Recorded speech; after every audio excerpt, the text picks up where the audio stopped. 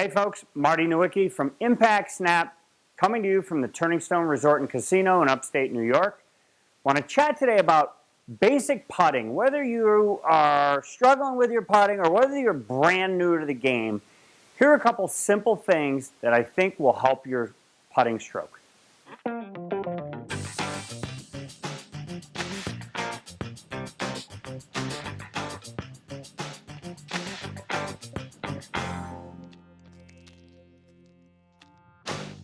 Okay, we're going to start with posture. So if I face the other camera, basically I want you to be able to touch the top of your kneecaps. I'd like for you to push your tailbone back just a little bit.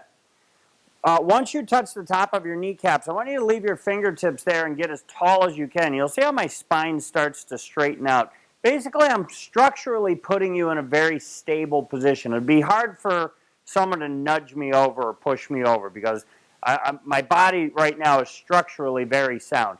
Once we do that, I like to see the arms elongate. This will feel a little bit mechanical for some of you or most of you.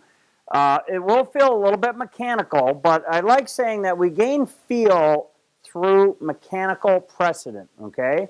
So if I'm too loose and I have things moving around and, you know, if I just let the putter swing and it gets too unstable, that would then lead to quite a bit of dispersion with your putting stroke. So again, touch the top of your kneecaps, tailbone back, get nice and tall, arms nice and straight. And basically now what I like to do is get people to grip down just a little bit. We're going to talk about grip in a second.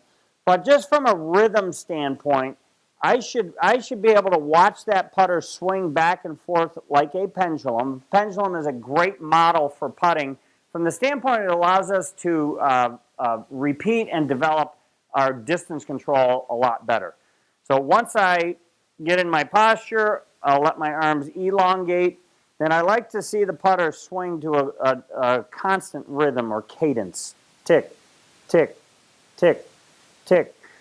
From this posture, I should see very little movement from about the bottom of the rib cage down. I like using an image that when you're putting, imagine you are submerged inside or cemented inside of a pickle barrel, so that basically the shoulders and the arms would be the only thing able to move, all right? I shouldn't see the creases on your pants moving all that much. If that is the case, then back your posterior up against a wall so that you can sense that if your lower body is shifting or moving or not, okay? So once and whether we're hitting a 5-footer or a 50-footer, the same cadence would be true. Tick, tick, tick, tick, tick, tick, tick, tick. From a grip pressure standpoint and a gripping standpoint, I don't really care if you crosshand, if you claw, if you split grip, if your hands are together. I don't care about reverse overlap. What I do care about is that the putter is secure in your hands. So we're going to go to a close-up. I just want to make sure that your hands are nice and secure on the putter itself. I don't want to see any gaping holes underneath. We don't hold this thing like a bird. It's got to be stable enough so that we've got a good handle on the putter and that the putter itself will then be stable at the moment of strike. The people that I teach that tend to lack in the ability to hit, you know, solid longer putts, they tend to hold it too daintily or have too many air pockets in their hands, and I just don't like seeing that. You'll get a good feel for hitting the putt solid. You won't have to swing it as hard because the grip is going to help to add some tension to the shaft when you strike the ball. All right?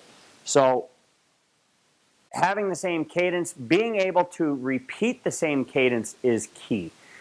Stabilizing your body. If you're outdoors or even indoors with a light overhead, you can kind of look down the shadow of your head and see, okay, is there anything moving, or is there too much? Do I have too much motion going on?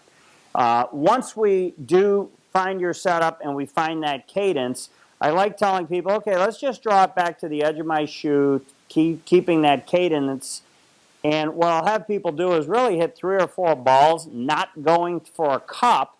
I want to make sure that the ball can roll out the same distance each time. I hope that this advice today helped you.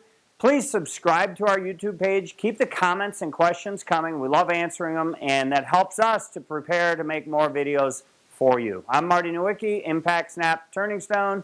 We'll see you next time.